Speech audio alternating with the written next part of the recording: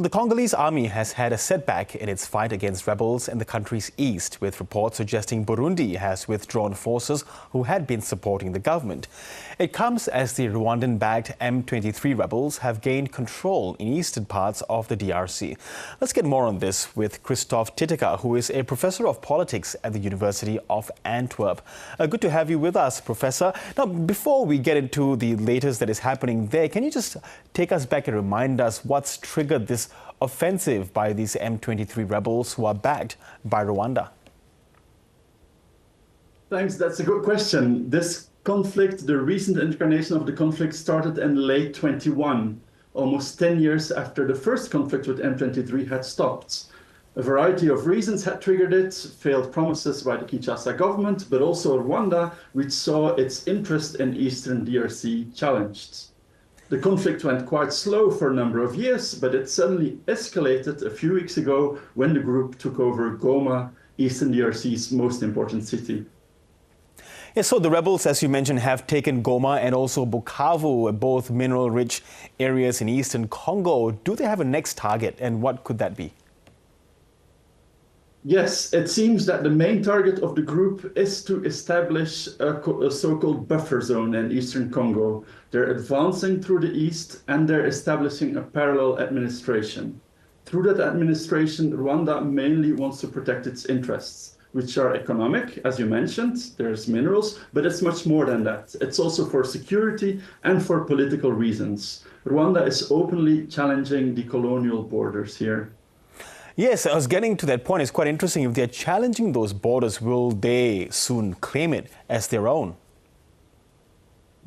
It doesn't look like Rwanda is going that far, but it's still a de facto annexation, similar to what Russia had done with Crimea or what happened elsewhere in the world in Gaza. So it's a de facto annexation, but through a proxy force, the M23 rebel group.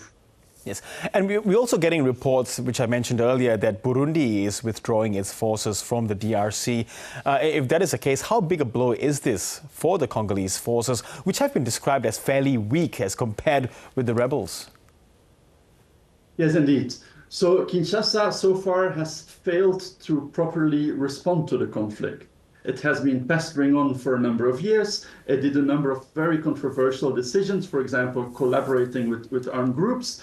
And Burundian troops, they were important in this conflict. They were fighting alongside the Congolese army, but indeed there are now increasing reports that the Burundian soldiers are withdrawing, something which I have to say the Burundian government is denying, but reports on the ground are indeed confirming that soldiers are retreating back into Burundi.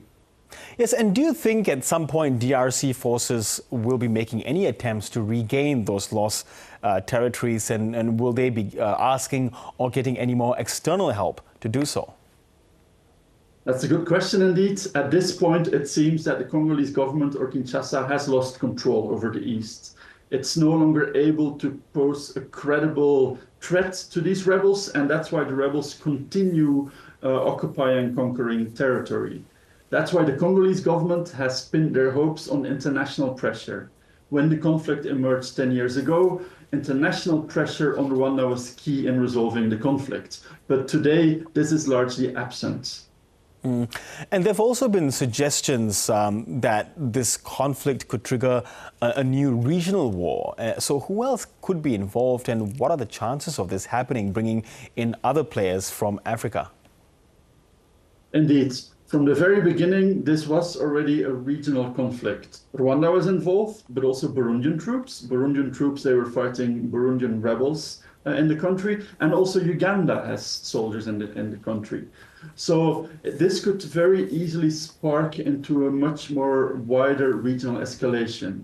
At this very moment today, the M23 rebels, they are marching to a town called Uvira, and Uvira is right on the border with Burundi. You can see the capital Bujumbura just across the lake.